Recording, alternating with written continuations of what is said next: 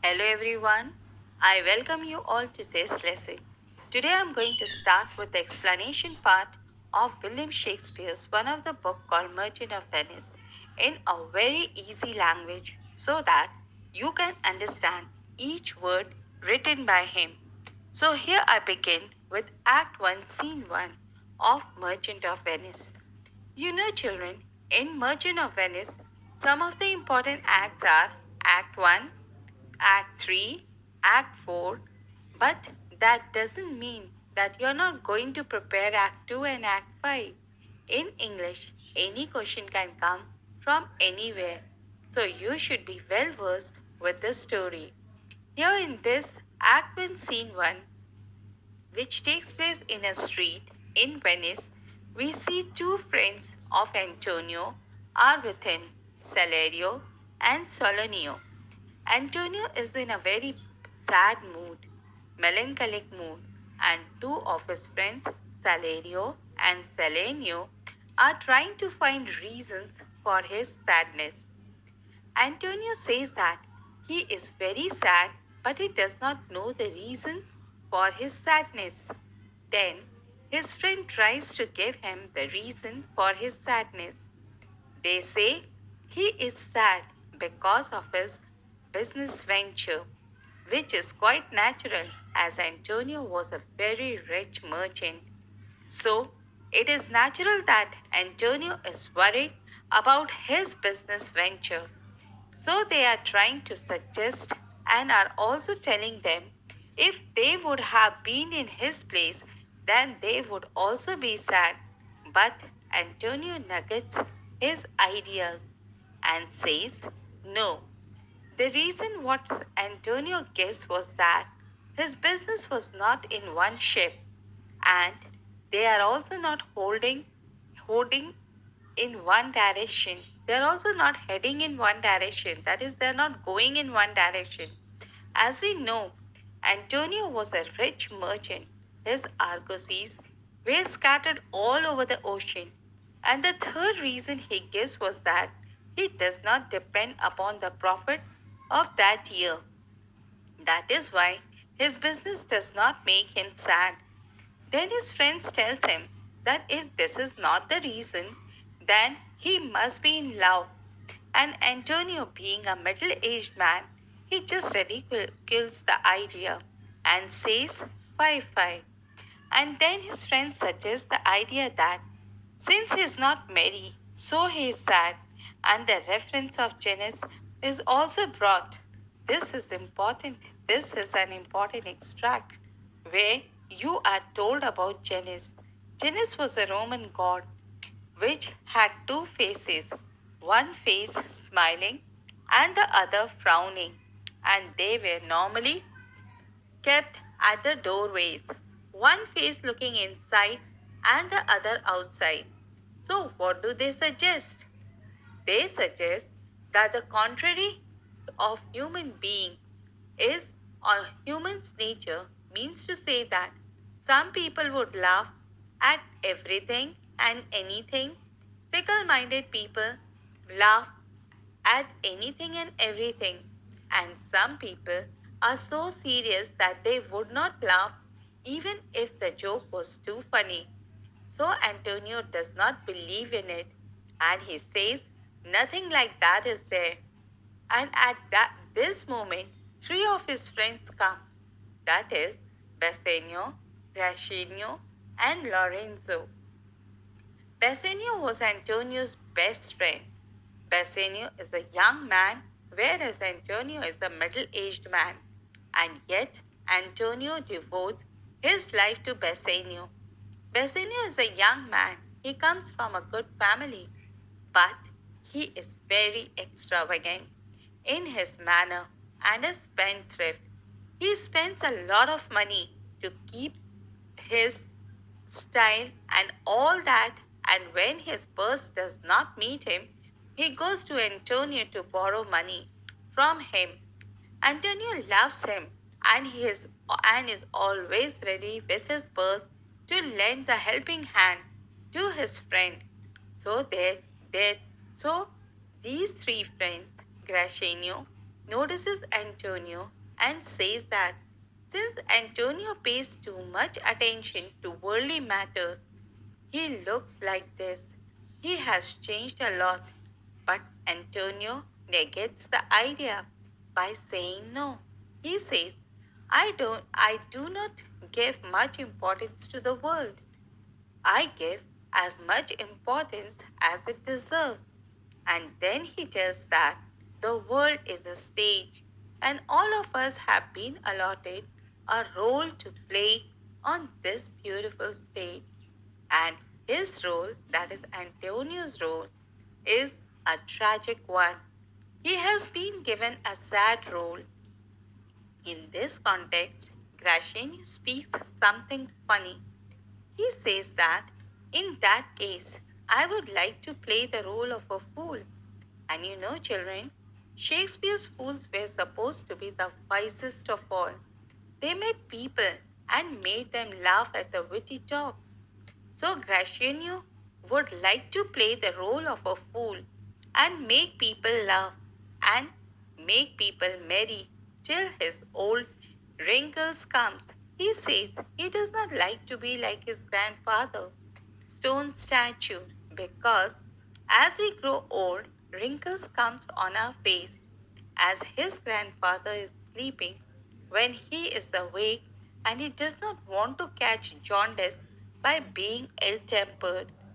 Not only that, he tells Antonio that there are many people who deliberately put an act of seriousness because they want to be thought as wise. But, according to Graciano, if these men were to be examined, you would find that they are real fools. And they also advises Antonio not to use melancholy as a bait to catch cheap popularity. So Antonio smiles at the idea and says that, okay, for this advice, I will be talkative now. And Graciano and Lorenzo, they leave.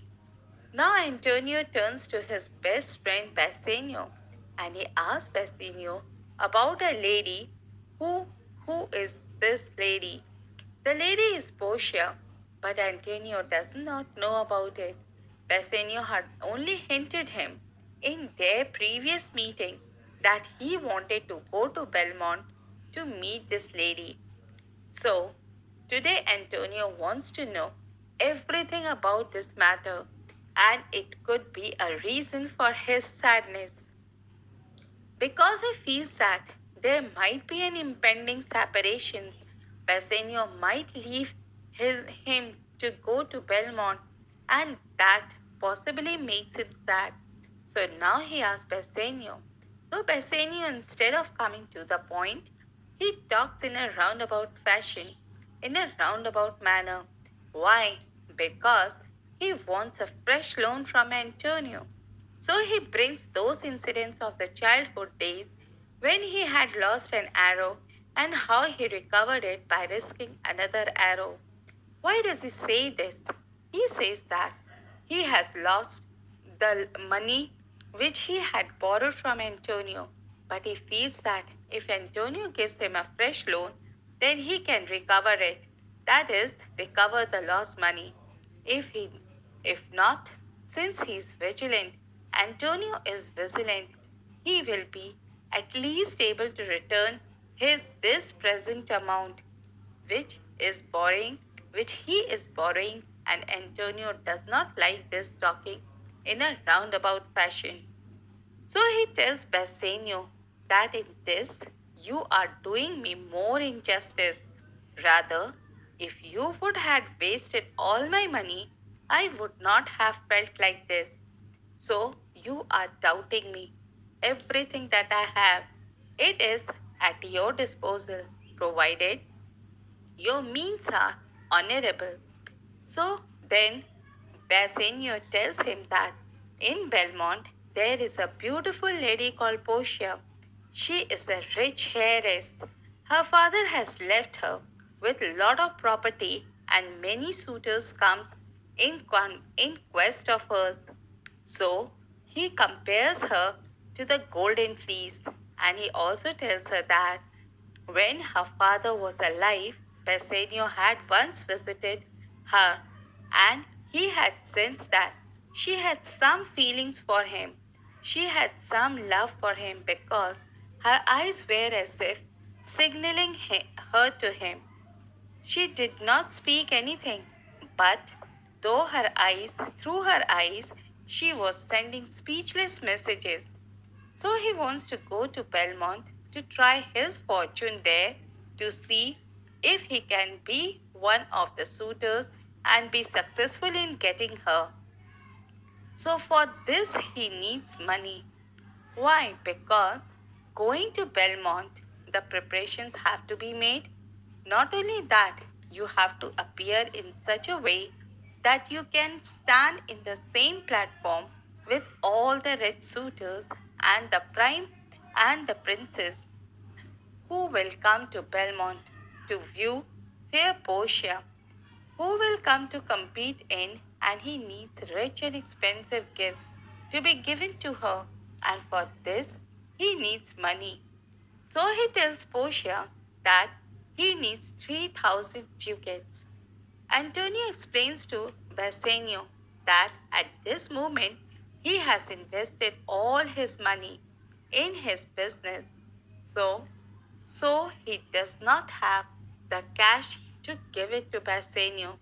But still, he is not a person to disappoint his friend. So what does he suggest? He suggests that let us go to the moneylender. You also go and I will also go. And let us see how much money we can get based on my credit. Antonio enjoyed a very nice reputation in Venice as an honest businessman and a rich businessman. For this, people would be ready to give him loan. So no one would be ready to give loan to Bassanio unless Antonio is the creditor, because he was spendthrift. Who would wish to risk giving money to Bassanio? Because there would be no chances of recovery of money. Antonio personally wants to be the guarantor for the creditor, that if Bassanio fails to pay the money, then if, Antonio is there to pay the money. So this is agreed, and they plan to go to the moneylender to get as much money as required by Bassanio. So this is where Act 1, Scene 1 ends. Now, dear children, I'll tell you the main characters which were present in Act 1 and Scene 1, and they were Antonio, Salerio, Salenio, Gratiano, Lorenzo, and Bassanio. The scene took place at Venice in a street. Now I'll tell you the significance of Act 1, Scene 1. This scene is significant as it introduces the readers to Antonio and Bassanio directly and to Portia indirectly. Antonio's melancholy is dramatically important. It strikes the keynote of the play, which is pathos. His melancholy is in harmony, and the tragic incidents of the play, the revengeful hatred of Shylock, the suffering of Antonio at the supposed loss of his ships, the forfeiture of the bond, the stain of the trial scene, and the tragic fate of the Jew. Many explanations are given for Antonio's nameless melancholy. Firstly, he may have a vague premonition of the misfortune that is about to overtake him. Secondly, he is aware of Bassanio's forthcoming trip to Belmont and so afraid of losing his friend. Thirdly, he is anxious about his ships too. Fourthly, he has no wife and children and loves no woman, therefore suffers from perpetual loneliness.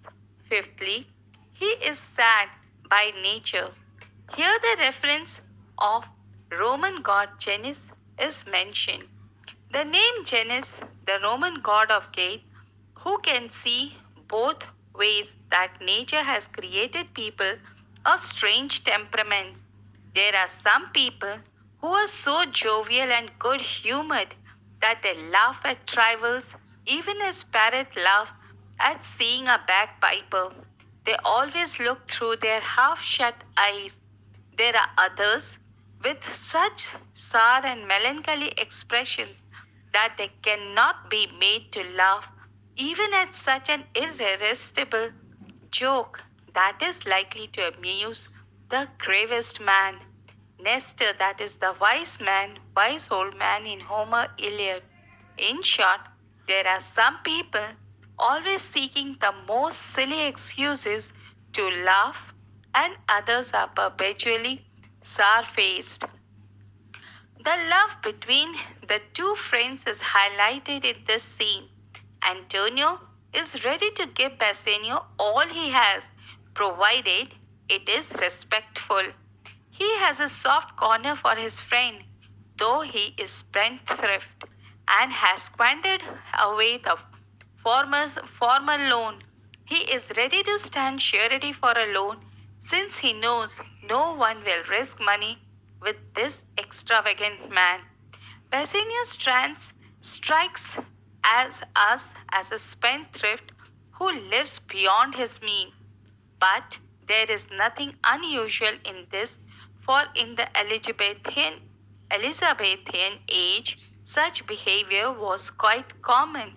His eloquent praise of Portia's beauty shows that he is not mere mercenary adventurer, but really loves her for herself.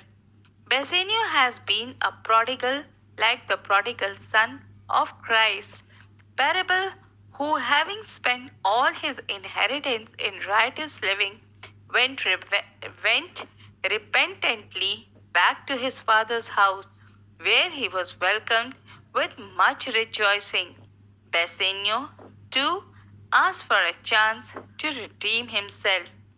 Antonio is loving and generous in his nature, but he he remains rather mysterious. He has a spiritual bond with Bassanio.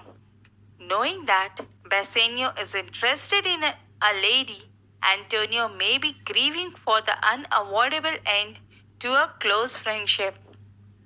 Having discussed Act 1, Scene 1, the presence of the main character in the scene which took place in the street in Venice, and the significance of this scene, I conclude that Antonio is the we conclude that Antonio is the hero of the play. He is the pivot of the drama. The action revolves around him. No doubt, little is to be done by him, but much is to be done against him and for him in the play. So, with these words, I end my lesson. Hope you have clearly understood what happened in Act 1, Scene 1, and all your doubts are cleared. Above all, this above this thing, do read the lesson Act 1, Scene 1 from your book and learn the meaning of each word very nicely, because that is very essential. Hope this lesson will be beneficial for you in your study. Thank you.